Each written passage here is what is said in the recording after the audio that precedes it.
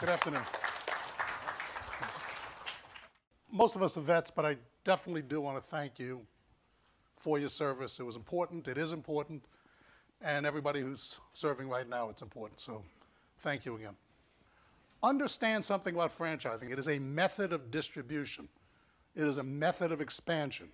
It's a different way of small business people getting into business. Not necessarily the best, not necessarily the worst. Depends on your situation, it depends on your goals, it depends on what you're trying to achieve. But all it is a method of expansion. Market benefits. It creates jobs, it creates economic opportunities. It improves access to consumers for branded products. Think about you're traveling. You're going down the road, you have a choice to take your little child into a restroom.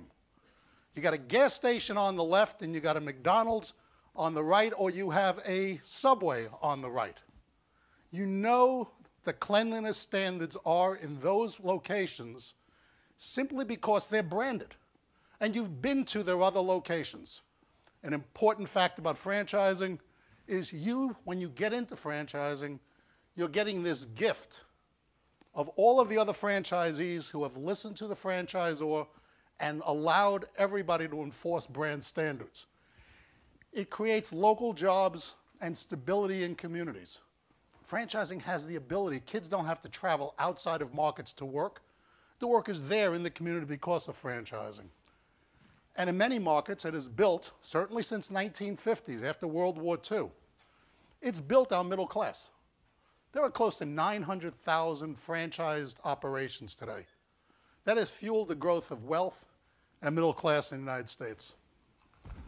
You know, everybody thinks of McDonald's when they think of franchising. Maybe the most famous name in franchising, but it's not the only one. There are about 120 different industries today that are in franchising. My favorite, by the way, and it's a client of ours, is Miss Universe. Believe it or not, Donald Trump, that's Miss Universe. So anything that you think about today can be and is being franchised. If you look at the investment opportunities, about 13% of all franchises have an initial average investment of 13%. Rich is going to talk later about where you find that information out. But it's not all franchises that are for multimillionaires. There's a lot of opportunity. Think back what you heard about debt service and the ability to get debt.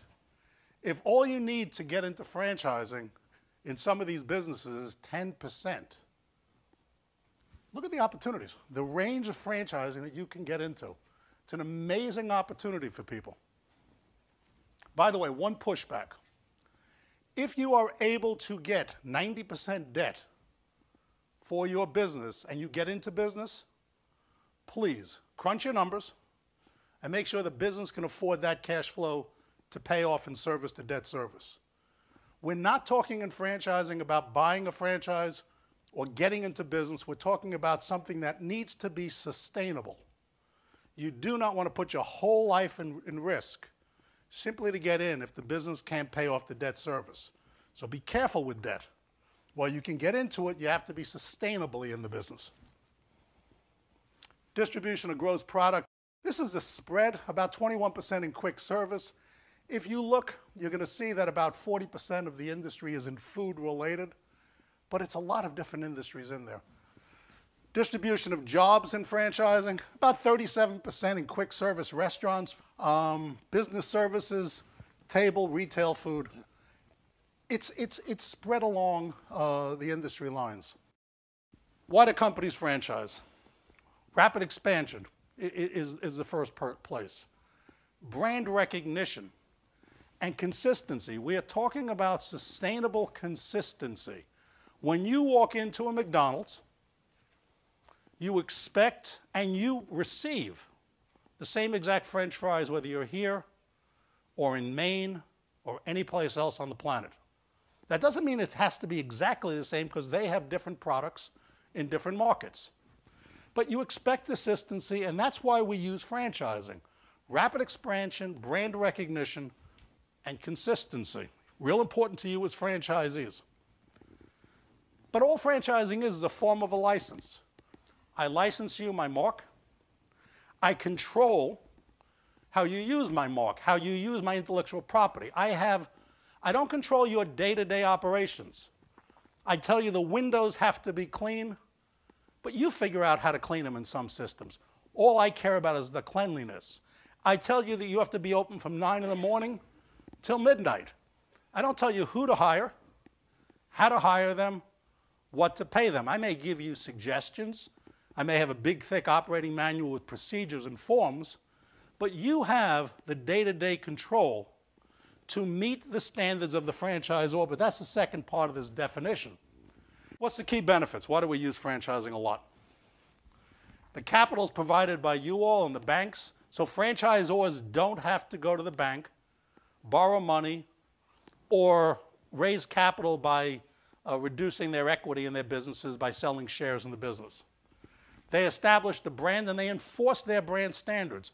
If you're a franchisee or prospective franchisee and you open up a disclosure document and you see that the franchisor is enforcing brand standards, they're doing it for two reasons. One, they want to protect their brand, but two, they want to protect the rest of the franchisees because you can be damaged by the bad acts of the other franchisees in the system. So some litigation is bad, but read the litigation. Some litigation is important litigation because it protects the franchisees. We use it for market expansion, heightened brand awareness. Franchisees are responsible, and it provides local drive. What that means is the franchisee is a member of the community generally. They understand where they should advertise. They understand what's taking place. They know how to deal with the churches and deal with the schools and deal with the synagogues. That's what we like about franchisees. Key advantages for all of you: you're getting an established brand, you're getting tested systems of operation, brand standards, training, support from the franchisor. This last one, though, is really important. You're going to get support from other franchisees, not on general things. You can pick up the phone, call a franchisee who's been in the business for 5 or 10 years, and say, I have a problem. And their response is going to be, I had the same problem when I was at your stage in the same exact brand with the same exact system, and they can give you the specific answer right there on the phone that they know worked. You have franchisee advisory councils. I mean, these systems build up. One codicil, though. That only happens in well-established, well-managed, well-structured, well-capitalized franchisors. Do not fall into the trap that every franchisor is good. There's about 3,500 franchisors today, probably about 8,000 in my career. There were great franchisors, there were bad franchisors, there were franchisors in the middle. Some of the newer franchisors are phenomenal. Look at the management team, see how experienced they are. Read the documents when you start to get them. But don't fall into the trap that every franchisor is somehow remarkably great. There are great ones and there are not. We're going to try to give you some tools today so you can determine the difference. Franchises are going to get marketing assistants. They'll get system accounts. Sometimes franchisors, think of it. I am the Mako franchisee. I do body work. Isn't it great that my franchisor has signed up a deal with Hertz Rent-A-Car? So when the local Hertz guy has a ding on a car, it shows up at my location. Franchisors establish national accounts all the time. Better able to compete with the competition. And one of the things you realize, and you'll hear us say it, you do not own the franchisor's trademark. You do not own the goodwill that comes from that trademark. But you have transactional usage. What does that mean? When I go to sell my franchise, the buyer will generally pay me more if I'm part of a great system because the business is worth more. So you get value out of being part of that franchise system, and it improves the exit value of your business. So if I have two businesses, I have Michael's Hamburgers doing $1 million of sales, and I have a Five Guys doing $1 million worth of sales. Both have the same exact bottom line. Which one's going to sell for more? You got it. And that's because the brand has value and it leverages over to you. Key disadvantages, and there are disadvantages. You're going to pay the franchisor for the length of the contract for being part of this system. And sometimes you're going to look at the franchisor and say, what did you give me yesterday? I mean, I already learned that stuff. You're not giving me anything new. Why should I continue to pay them? Why? Because you bought into a system. You paid a franchise fee to join the club. You pay a royalty to stay in the club. That's what you're paying your money for. But you'll sometimes feel, why are you paying? You'll have loss of independence. I like my burgers cooked differently. I want to put something else on my pizza. I want to stay open less time than my franchisor wants me to stay open. I'm part of a system. The other franchisees in the system are looking for consistency. They need me to perform as well as they perform. I have to give up a little bit of independence when I become a franchisee. It's not that you can't localize a business, but you can't localize it independently. So for example, if I go to Rhode Island, I can get some of those fine McDonald's French fries with vinegar.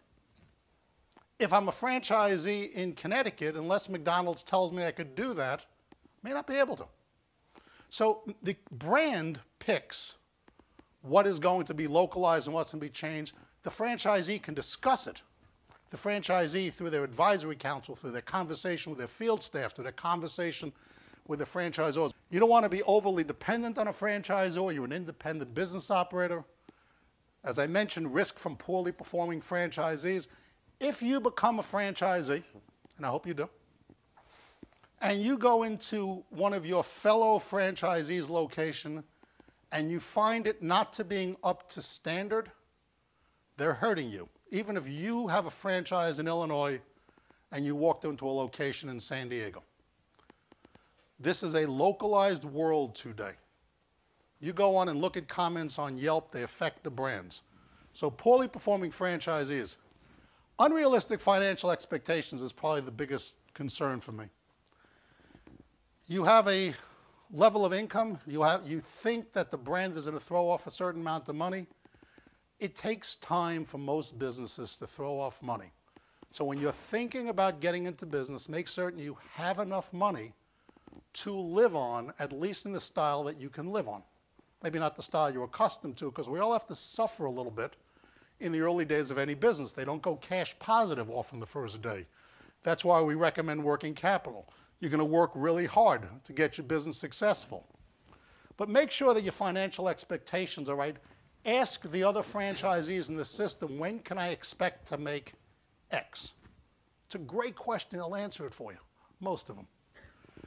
And sometimes you'll get stuck on territorial restrictions. The trend today is not to give territories. And the reason for that is that the consumer would like to find your location where they want to find it. I give you a 3-mile radius, and no other franchisee can come to the market with your brand. That doesn't stop the competition from coming in. All that does is you've created a market demand for a product, and a competition comes in, so you don't get the advantage of your other franchisee brethren putting money into the advertising fund. You don't get the fact that the supply chain costs could have gone down had there been more locations. Worry about your business. Don't worry about the future of it. Rely upon conversations with other franchisees and the franchisor to find out what you really need. But territory restrictions is sometimes bothers people. Other disadvantages: potential encroachment, risk of termination, risk of non-renewal, restrictions on ability to transfer. Franchisor, believe it or not, actually took the relationship seriously. He picked you as a franchisee once they got to it.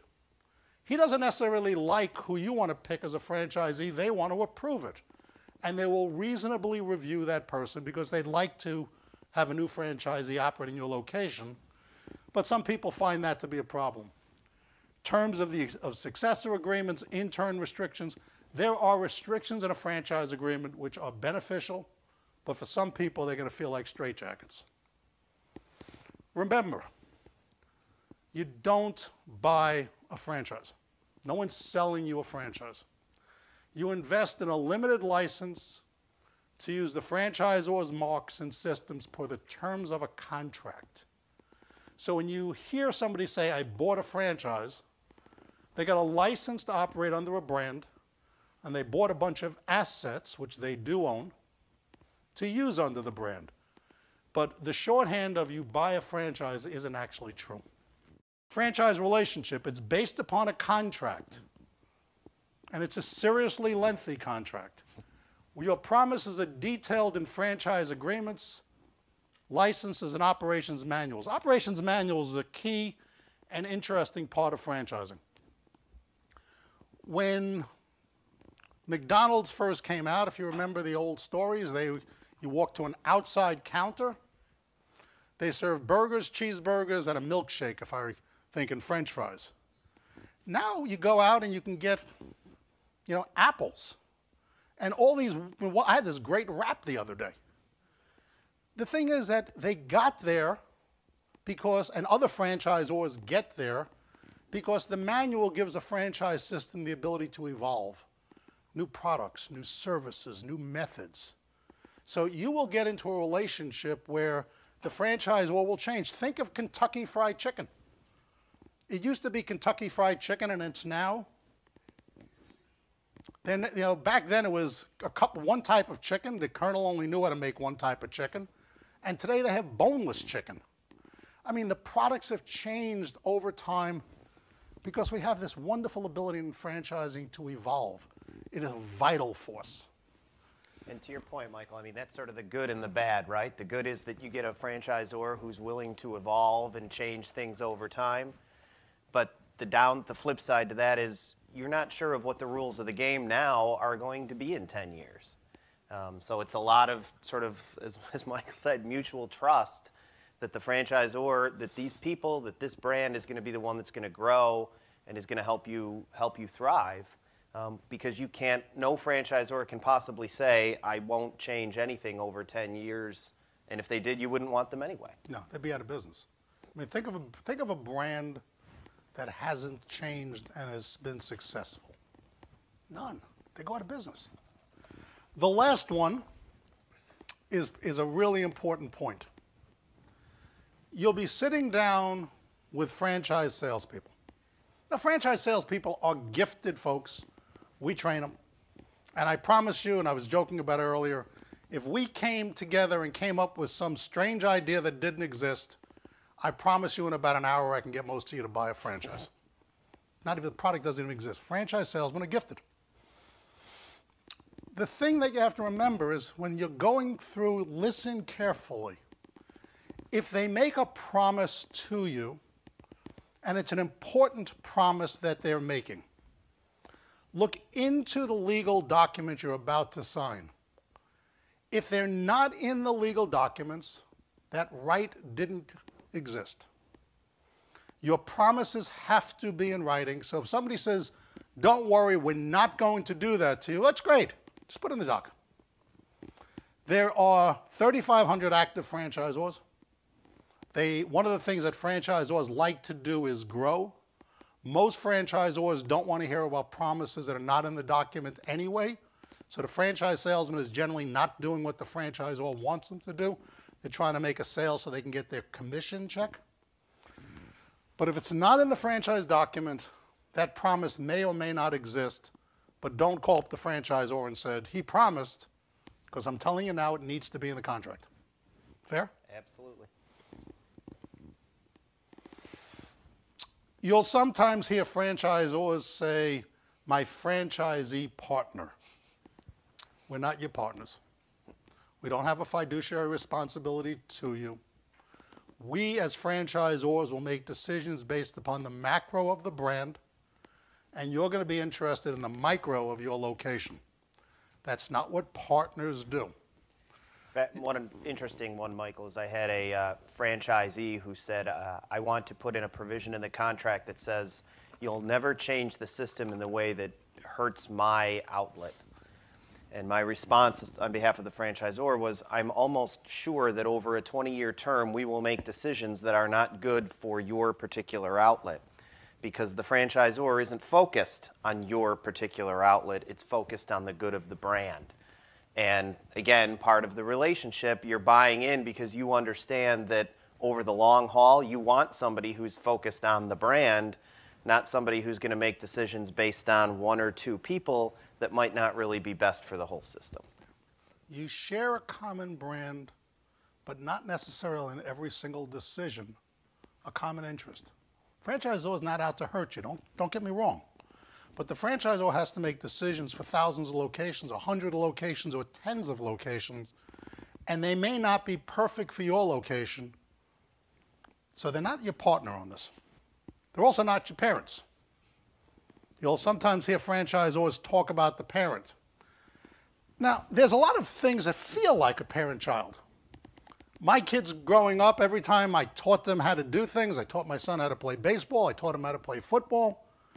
I would counsel them. When they did something good, I'd congratulate them. And at the point in time, they turned into teenagers, and I was an idiot, and they were the smartest things on the planet.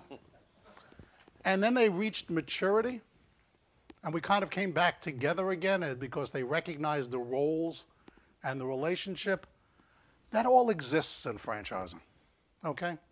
There's this warm, fuzzy feeling of you come into the system, you come and you learn, and a field staff will come in and they'll counsel you, and the franchisor will reward you, and you'll get a plaque that says Best Franchisee of the Month, and you get all that, and then you'll get to a point where you'll say, what did you give to me lately? You get into this adolescent phase, and you grow through it.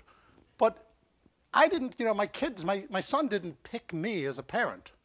You get the chance to pick your franchisor, okay? They're not your parents, it's a business.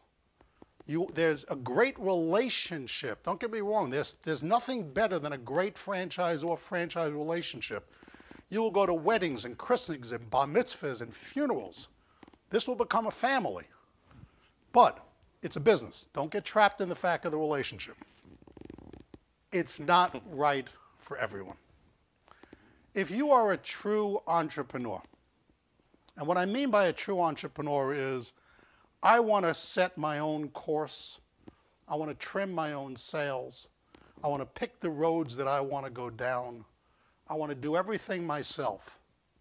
You can't be a franchisee because somebody else is going to have restrictions on what you do. So you are going to be a risk taker. You're going to risk your capital. You're going to risk your family's time. You're going to risk a lot of things. You voluntarily have to agree to follow a system. You can innovate, you can lead, you can motivate, you can outperform the competition within the boundaries. I mean, think of the mission as a soldier, as a sailor. We're given a goal to do something. The goal is sketched out. We have what we're told to do. Between getting there and the start of it, we all learned how to innovate. We all learned how to outproduce the orders that we got so that we had a better resolution at the end of the day. That's what makes it so exciting to go from the military into franchising, is we all learned that stuff. That was the easy part of life. Now you can take that drive and that skill and become great business owners, because you will be business owners.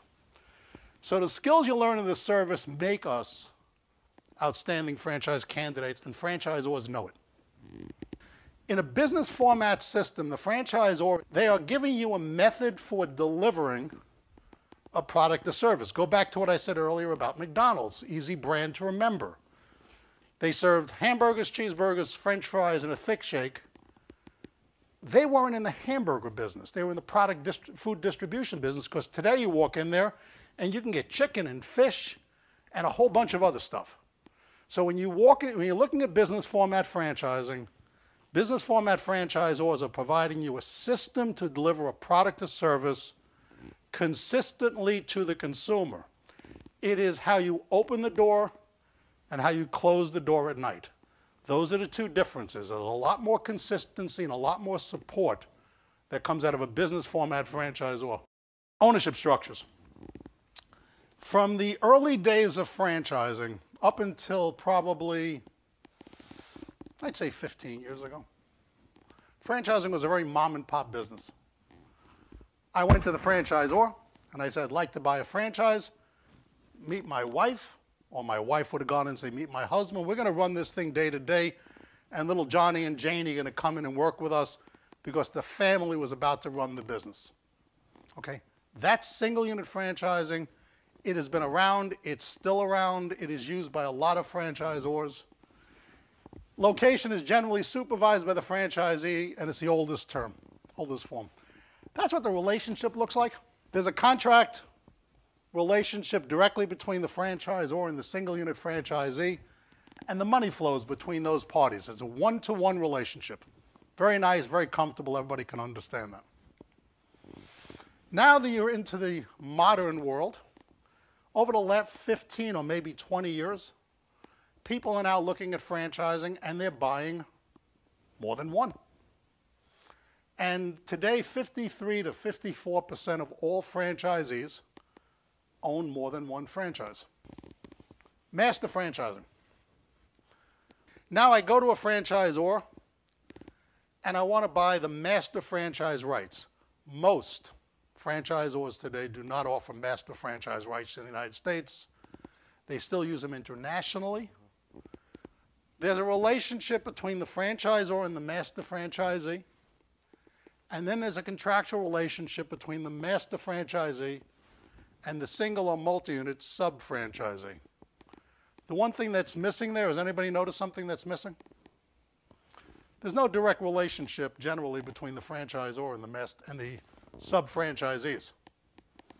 Okay? It is a separate relationship.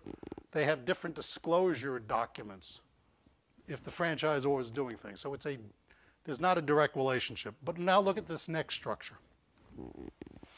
What an area representative is, it's a commissioned salesperson and it's a commissioned field staff.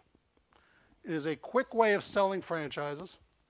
Again, they pay for the rights to be the area rep. They guarantee a certain development level.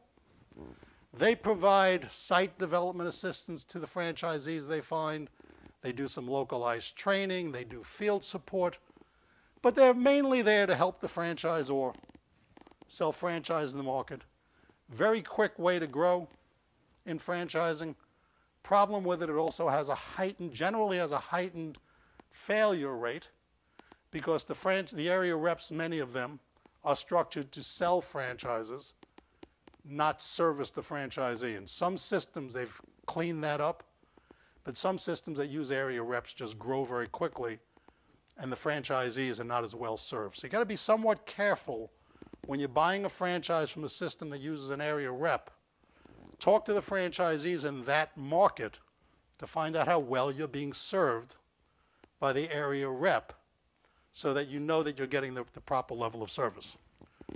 Franchisor signs an agreement with the area rep who contractually has to find franchisees and support them, but that's a relationship between the franchisor and the area reps. There is no contractual relationship between the franchisee and this commissioned hand of the franchisor. There's also, though, a direct relationship. Your franchisor is your franchisor. There's no intermediate on there. So in some ways, this is a better system. And that's one of the things you have to look at. How well are you served in those systems? The critical decision. The right franchise can help you overcome obstacles to starting. The wrong franchise may not have the capabilities for supporting you. Understand all franchisors are not the same. They're not all McDonald's, they're not all Dunkin' brands, they're not all lots of things. That doesn't mean, though, that a small, immature franchisor, which has a great idea, isn't a good opportunity. I mean, everybody started with 1 or 2 or 3 locations, and they grew to something nice. So look at the franchisor, but understand they all don't have the same resources, they all don't have the same services, they all have different obligations in their franchises.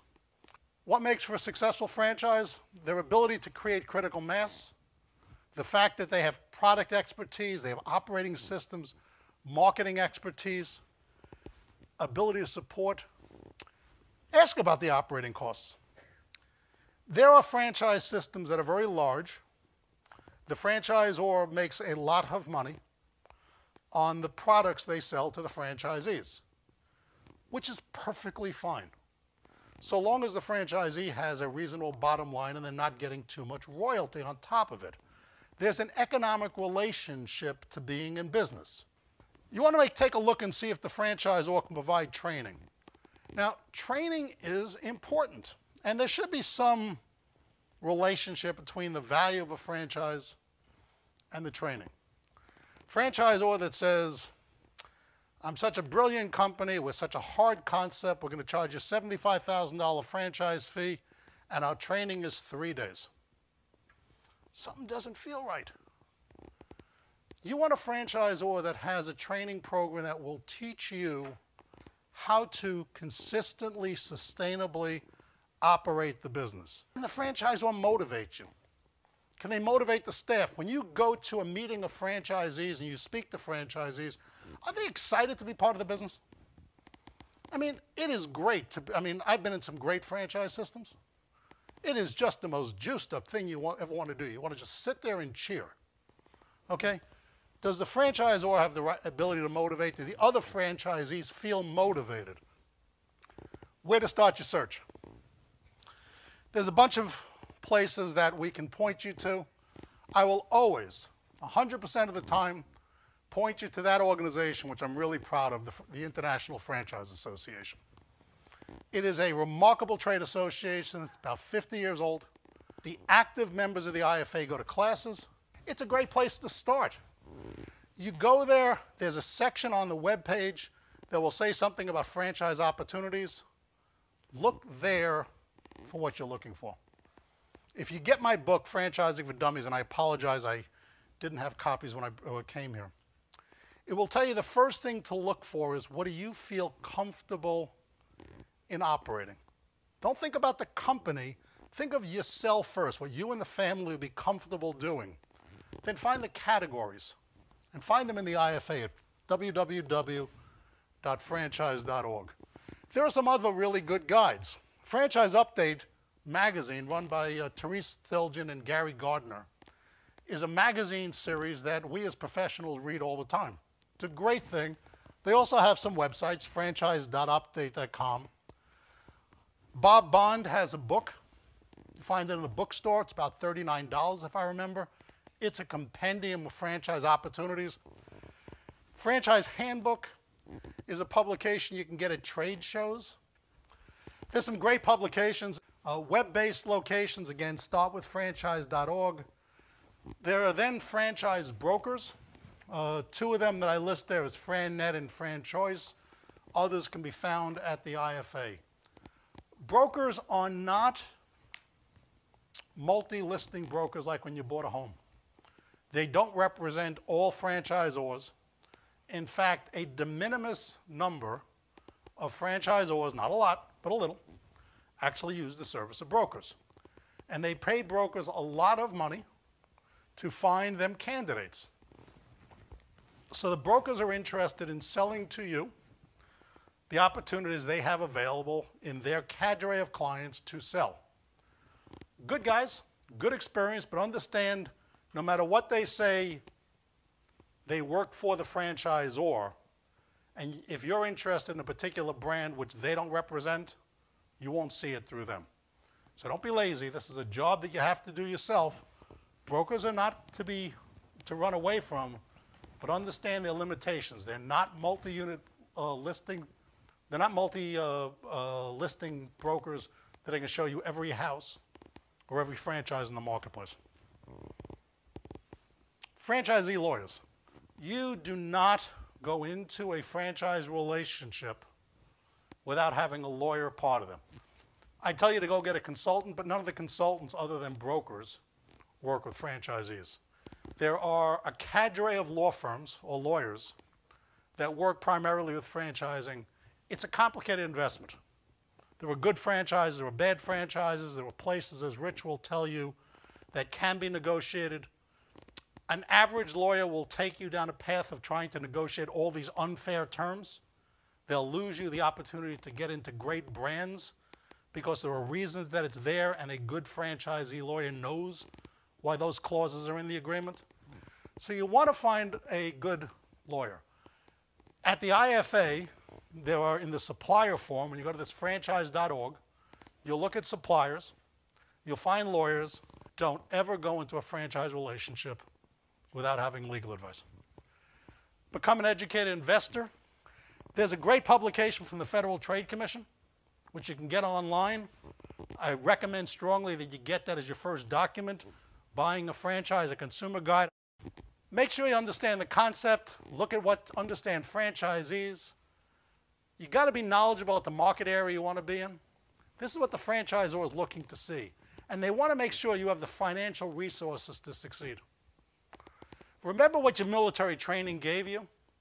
You're going to be given a set of brand standards, a mission to accomplish. And you're going to execute against the mission. We've all done that thing. The winners in franchising are going to take that system and make it better. They're going to execute it better. George Patton once said, never tell people how to do things. Tell them what to do and they will surprise you with their ingenuity. That's what you guys did in the military. That's what franchisees do every single day of the week. Do a self-review. Can you follow a system? Will you accept coaching? Are you a team player? Are you willing to learn new skills? Do you work well with people? Are you self-reliant? Yeah, you should be. Can you trust? Everything's not going to be in the franchise agreement. It can't be. The operating manual is going to change. Management will change. People will change.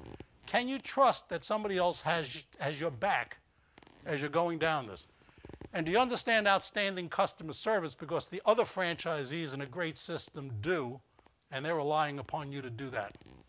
What should you look for? Start with a franchisor that has a great idea is not enough. They were saying before something with 5 locations. There are franchise systems that have no locations. Make sure that it's not a great idea. They should be profitable, and they should be profitable in more than one location. And you want to make certain that, they're in similar areas to yours. Just because the franchisor has a location downtown Chicago, or 42nd Street in Manhattan, or in the Miracle Mile someplace, doesn't necessarily mean they're going to work well in Peoria. It's a different marketplace. See if their locations are in similar markets to yours, because that's what you want to replicate. There's a workbook that's in the back of the Dummies book, and the IFA is using it today, called Making the Franchise Decision. It's for free. Go to the IFA website, and you can download it. That book is about 65 pages of questions, also places where you can fill in information. So it's a good tool as you're doing a due diligence to make sure you capture the information. Anybody who's bought a house at some point realizes that they forgot what the other house looks like. This will give you a nice place to ask questions and write it down. Make sure that the franchisor measures up. Understand if they have the management capabilities to drive the business. They should have operated the business for a sufficient time to understand it. Their management, you are buying into their management. Make sure their management is qualified and capable and experienced. Make sure that the franchisor has adequate financial. Look at their financial statements. They're in the book. Make sure they have a management team worth a damn and that they can support you. Understand if they're knowledgeable about the business. Look at these issues. What is their brand promise? What do they want to tell? What should the consumer be thinking about as they're driving by the business at 60 miles an hour? And does the consumer recognize what the brand promise of that franchisor is? Not just the product, but the whole brand experience. You want to understand what their locations are. All of these attributes, you want to make certain that they're knowledgeable about the business. They should be able to provide you with support, initial training, continual training, enforcement of the brand standards. They also have to make sure that the brand stays fresh, that it's constantly on the cutting edge to compete against the competition, because your competition may not necessarily be franchised. It could be the guy down the block. You want to make certain that they can compete. You want to make certain it's a proven product or service. Some businesses will franchise fads. Some of these fads will last 10 years, some will last 5 years. There's a couple of fads going on right now which are very popular. You want to make certain that the business has legs to meet your needs. So look at whether the business is fad. It's real easy. Go to the web, read articles about that industry. Just don't rely upon the franchisor. read about the industry you're getting into, and make judgment calls whether the business is going to be successful long term. They should be based on an organized concept. They should be simple to operate. And you need to be able to do it consistently. Unit economics.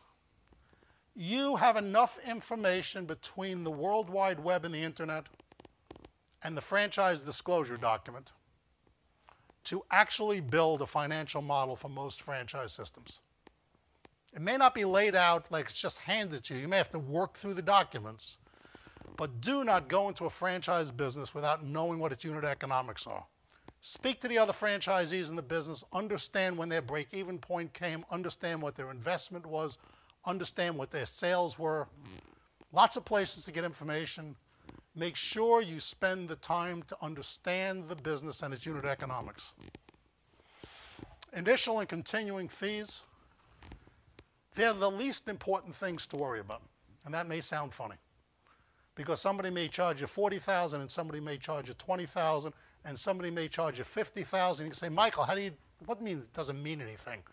$50,000 against $20,000.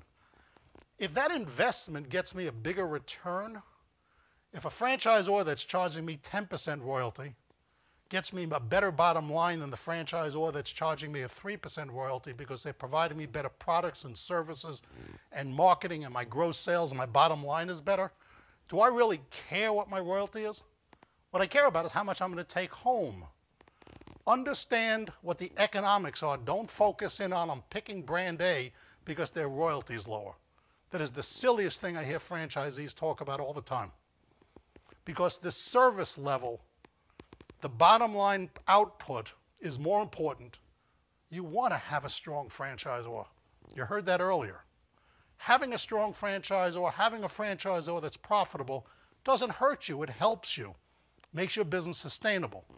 Look to your potential income. Don't worry about the franchisor and what they're making, as long as they are profitable. You want to worry about your return on investment. Qualify all the franchisors, go through the steps on it. By the way, if you got a franchisor that's willing to negotiate everything with you, get up from the table quickly, go home, because that means they need to make payroll and they need your franchise fee. Be careful of what they'll agree to negotiate. Closing advice. Focus on the information. Don't get caught up on the sales process. The franchise salesperson is gifted. He's done it many times. It's your first time at the rodeo. Do your research. Become a knowledgeable investor. Read my book. Read the IFA. Read a lot of literature. There's tons of articles out there. Read it. Read the FDD. Read it. I mean, page to page. It's really boring, but read it. It's important. If you're going to work with a broker, understand they work for the other guy. They're good people, but they're there to sell you a franchise. That's what they do for a living. It's just like going to a car dealership. They want to sell you a car. Be organized. Accumulate the information. Don't think that you're going to remember every piece of data. They're all going to be fungible at a point in time. They're all going to seem the same. Use the workbook that's available for free. Get a yellow pad. Capture the information. Always engage an experienced franchisee lawyer. If you sign an agreement and you don't have a lawyer, and 2 years from now there's something comes up which you say, gee, I'm going to sue my franchisor, we will rip your heart out in a litigation if you come out and say, I didn't have a franchisee lawyer, I didn't read my agreement, I just signed it because they told me to. You're all adults. Read the agreement, get advice. It's important. Don't rush. It's not in your interest. The franchisor is not going anyplace. That location is not being sold tomorrow. There aren't 50 people waiting to buy that location. I don't care what they say to you, okay? It will be there, or it will be in another brand. This is not a rush, okay? Nothing's happening. So take your time. There's a big investment. Things to watch out for. If you got a high-pressured franchise salesperson, a franchisor wants the sale closed well. Don't get pressured. Follow the opportunity. The franchise salesperson doesn't need to close it that day. If what they're saying to you is not the same that's in the book, what's in the book, the FDD, is what's going to count. All right? If you're in a registration state and you keep coming up with that, call the state regulator. and tell them that what the salesman's doing is wrong. Or tell the franchisor, because he's going to be interested in what's going on. Good franchisors are not going to want sales that way. I mean, the IFA does a lot of programs to try and help franchisors get to the right motivations where the salespeople are telling, they want you to be successful, and if the salespeople are using these kind of tactics, the franchisor is not happy. keep in mind that after you finish with the franchise salesperson, you're going to go to a bunch of people that are going to help you find the location. They want to make certain that you understand what the deal is. Then you're going to get passed on to a bunch of people that are going to help you, train you and then follow up with operations. They want to make certain that you got into the same deal that they're operating. They're not happy if the franchise salesperson, to make his commission, told you something wrong. Franchisors want to know if you're not getting the fair scoop. Speak up. Communication is important. You're going to be part of an investment. If the franchise salesperson doesn't follow through, then likely the franchisor won't be following through on his obligations also. So if they say to you, we'll get back to you Tuesday, and they get back to you a week from Tuesday, that's the culture. You got to get into the culture of the franchise system. Do they care, or are you just a commodity? Make sure that they follow through. Poor validation. I pick up the phone, I call a franchisee, he says, the worst franchisor possible. Every franchisor has one. Listen to them. There's a bunch that go from A to Z. Call a lot of them. Remember, though, that if you're in Seattle and you're calling only franchisees in Seattle, franchisees may not want to have another person in the same market with them. They might think that you're going to take away some sales. Call franchisees in various markets. Really important. They may not have the time to talk to you. Set up an appointment. Don't expect them to talk to you on the phone immediately. They're running a business. Make a call that's convenient to them. But ask them the questions and have a good list of questions, and they're available in lots of places. But get validation. Look at the history of litigation. Understand what's good litigation, what's bad litigation. Also, look at the litigation history of the management. Understand that I would rather have a poor franchise system and exquisitely great management than have a great franchise system and lousy management. Okay, I buy into the franchisee's management. That's what you want to read more than almost anything else. What's their background? What's their experience? What other brands were they involved in, and how did those brands do? There are some franchise managers guys who I wouldn't touch them in a heartbeat because I knew what their old system did. Look at what the history is. History is important. Make sure you're getting enough training. Make sure that the training is both on the job and classroom. Ask what they're teaching. In the FDD, there's a chart that tells you how long you're going to be in training, what's going to be OJT, what's going to be in classrooms. Understand what the subjects are. You have the right to see the manuals, or at least the chart, the table of contents. Understand that if the manual's 5 pages or 500 pages, are there forms, procedures? Ask to see the manual. Good franchisors will let you see the manual all the time. Make sure the franchisor is financially stable. Make sure they don't need your franchise fee to stay alive. Not every franchisor is financially stable. Look at the trend lines. Look at whether they have any reserves. Make sure they have some cash. Cash is good to have. It's not all going to be in receivables. Unit economics. Do a business plan. Take it to your accountant, invest some money, but make sure that the bottom line of that franchise system can pay back its debt. You do not want to have 90% debt if the business can't afford to pay back 90% debt. I personally wouldn't buy a franchise with 90% debt in my worst day. That to me is just suicidal, because I've seen too many franchise systems when 2007 came and the market took a dip down, people couldn't pay their debt. We're not always going up. There's sometimes dips in the market. Make sure that that franchise system can consistently pay its debt service, or borrow some more money from mom and dad. That's the only way to go. Thank you all. Thank you. Good morning, everybody. First, thanks to the IFA for inviting me. This is a great honor to represent veteran franchise owners. So I'm just completely honored that they asked me to come and speak to veterans. My military background, I was assigned to an International Guard unit. It's called Hometown Air Force, the 182nd. That patch right there, I wore on my arm for 10 years. There's two things I'm really passionate about. It's franchising, RadioShack, and the military. First job I had, I was a armament systems mechanic. I was a bomb loader. And one important thing that the military has done for us is it instills, you know, a sense of purpose. And when I told my dad, hey, I'm going to be a bomb loader, first thing he said is, you're going to kill somebody. So I went into basic training like, am I really going to kill somebody? But the military gave me the tools and the training necessary for me to perform that job, you know, the way it's supposed to. I mean, gave me a great sense of confidence. And that led into the second job, to where I was a C-130 loadmaster. They pretty much trusted me with a multi-million-dollar aircraft. I was in charge of everything in the back. Military education and training. This is your military bag of tricks. Like it or not, you're going to carry with you the rest of your life. And just kind of a snapshot of what I went through, which pretty much most of you went through also, is on-the-job training. Somebody's watching you do your job. You don't do it right, they write it up, they make recommendations, you make corrections. We appreciated that. I appreciated that because the skills that I had to learn were pretty much life and death.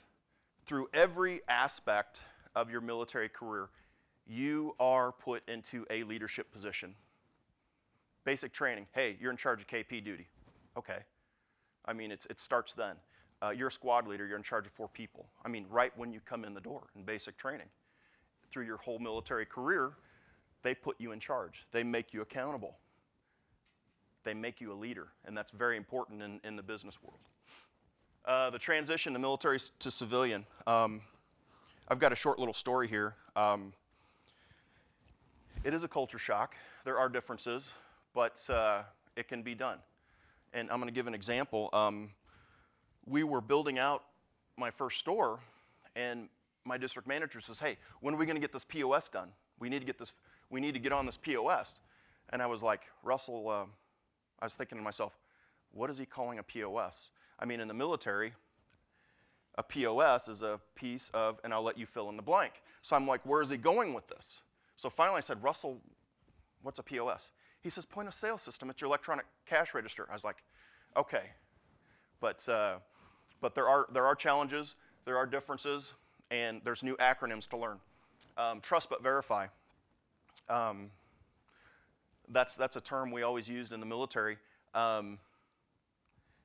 especially when you're dealing with life and death. I mean, now you're dealing with money and profits. If there's something important, make sure you get it written down.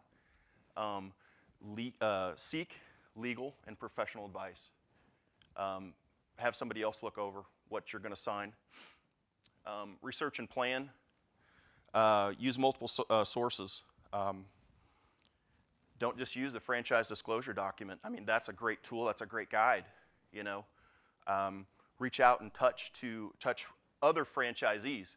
Make sure the franchise that you're looking at is going to suit you, is going to fit you, you know. Because a lot of the I shouldn't say a lot, but some of the franchises, it requires a lot of owner activity, you know, a lot of hours, so to speak.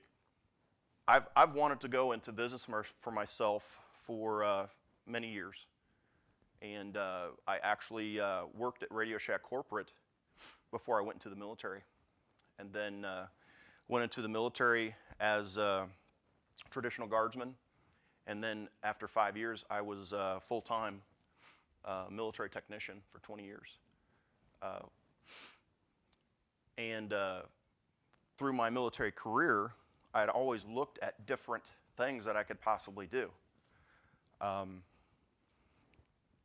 The way it ended up, the way I actually had the opportunity to buy a franchise at RadioShack, it was in our local paper. It said, hey, franchise opportunities in Washington, Illinois.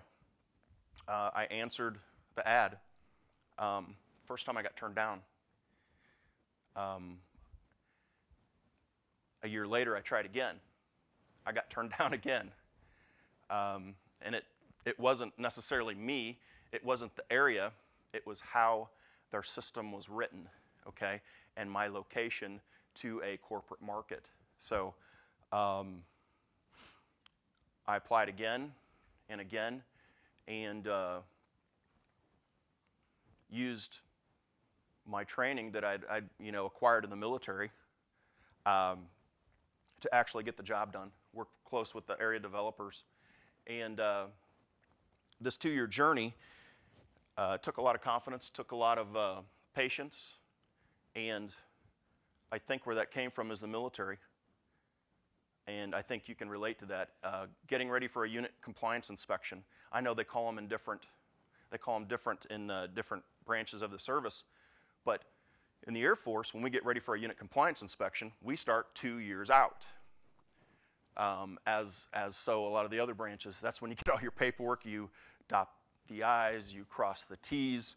So this definitely helped. I had a lot of patience, and I didn't give up. I didn't quit. I kept pressing on. People told me no, and I wouldn't take no for an answer. I was like, it wasn't, okay, we can't do this. It was, okay, how can we get it done? You say we can't get it done, but what do we need to do to get it done? And I finally found those answers. And in doing so, it was actually a blessing in disguise. I was the first VetFran RadioShack franchise by accident. At that time, I didn't know of the VetFran. Basically, the way RadioShack proposed it to me, they're like, hey, we give military discounts. I was like, sign me up, Instead of 1 franchise area, I bought 3. It was actually beneficial that they told me no in the beginning and made me wait, because they came out with this new program a year later, and then that's when I got approved for RadioShack. Was actually December 16th of 2011. Another thing, because of my military background and my RadioShack experience, they chose me to be the first royalty model RadioShack. So that was an honor. That just goes to show you military members, veterans, how much the corporate world thinks of us. They know you have got the tools, and you're the A personality, you've got the independence and the drive to get the job done and get the job done right. Technical orders, technical instructions. We're used to following instructions. Corporate world likes that. The franchise support system, starting with the IFA and VetFran, I wish I knew of the tools now. I wish I knew that back when I was starting my franchise. The VetFran toolbox is very helpful. Everything from the financing. Basically, you put your information out there. They don't check your credit. They check your profile of thousands of banks, and they match you with lenders. And on the franchise side, these companies, they want you to succeed. They have incredible support networks, sales, marketing, the point of sale system. I mean, these folks, this is what they do day in and day out. You pick up the phone, you call them, and you get answers, you get help. So the phrase that VetFran uses in business, for yourself but not by yourself, that is absolutely true with all the networks. Plus, they also provide you tried and true business models. I mean, these business models work. You just need, if you're interested, you need to find the one that's going to work right for you, the one that you're interested about, that you're passionate about. I'm very passionate about RadioShack. That's why I've been so successful. You just need to find that passion and pursue it. Basically, they provide you the clay, as I've been saying. You just need to mold it and fit it to your personality and make it work. And as I mentioned before, besides my family, two great passions of mine, RadioShack and franchising. The proven track record, I mean, I'm just going to throw out one stat. It's like it's 1 out of every 7 new franchisee is a veteran. That's amazing. like I say, your military bag of tricks, your VetFran toolkit can equal franchise success. As a veteran, you can choose to use those tools you've acquired, and you can either go fishing or go franchising. And I've chosen to go franchising, and it's been fun and exciting. And there's still more challenges to come. Thanks, everybody.